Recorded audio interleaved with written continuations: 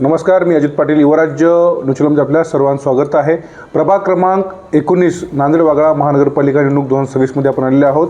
आपल्याशी बोलण्यासाठी काँग्रेस पक्षाचे प्रतिनिधी निखिलेश, ज्यांचे आई आहेत कमल चंद्रकांत देशमुख, या ठिकाणी उमेदवार आहेत. आपल्याशी बोलण्यासाठी सर्वांच्या परिचित असलेले निखिलेश भाई उपस्थित आहेत. दादा, प्रभाग क्रमांक 19मधील जनतेच्या काय समस्या आहेत, काय अडचणी आहेत आणि तुम्ही निवडल्यानंतर काय विजन करणार, तुमचं काय विजन असणार आहे, एकंदरीत संपूर्ण आढावा घेण्यासाठी आपण देशमुख साहेबांशी बोलूया.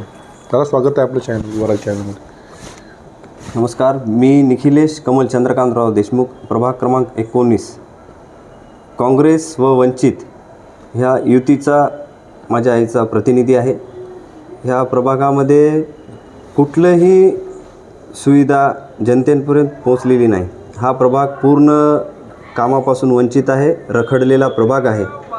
ह्या प्रभागामध्ये ज्या मूलभूत गरजा आहेत, नळाला पाणी वेळेवर न येणे, ड्रेनेज लाईन साफ न होणे, नाले साफ न होणे, त्याचबरोबर महिलांची सुरक्षा नाही, कुठल्याही प्रकारचं शैक्षणिक क्षेत्रामध्ये लोकांना कुठल्याही लॅब नाही, ग्रंथालय नाही, बऱ्याच काही अशा समस्या आहेत.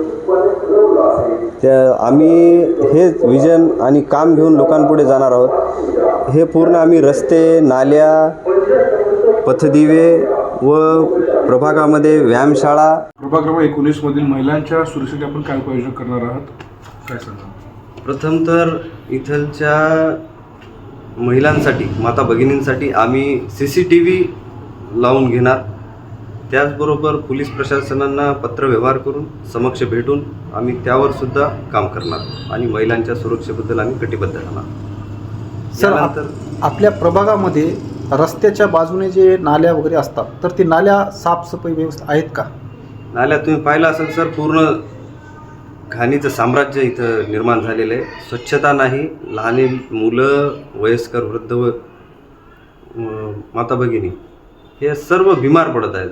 सगळं घाणीचं साम्राज्य आहे. ह्या कुठलीही इथं व्यवस्था नाही. हा इथं जसं की खेड्यामध्ये आल्यासारखं वाटत आहे. त्यामुळं आम्ही पूर्ण सुशोभीकरण करून, स्वच्छ करून लोकांना आम्ही पुढं जाणार काम करू. आणि प्रथम उपचार म्हणून आरोग्य केंद्राची काही सोयीसुविधा आहे का प्रभागात? इथं कुठल्याही प्रकारची आरोग्य सुविधा नाही. एखाद्या खेड्याप्रमाणे इथंची व्यवस्था करून ठेवलेली आहे नगरसेवकांनी. जेणेकरून आपण उमेदवार म्हणून निवडून आलात तर जनतेला काय आवाहन करणार आणि कसा विकास करणार? आम्ही जनतेला एवढंच आवाहन करू इच्छितो की तुम्ही आत्तापर्यंत ह्या नगरसेवकांना निवडून दिले.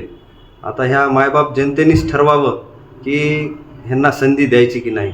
आम्ही तर विजन घेऊन, काम घेऊन, युवा म्हणून आम्ही पुढं आलो.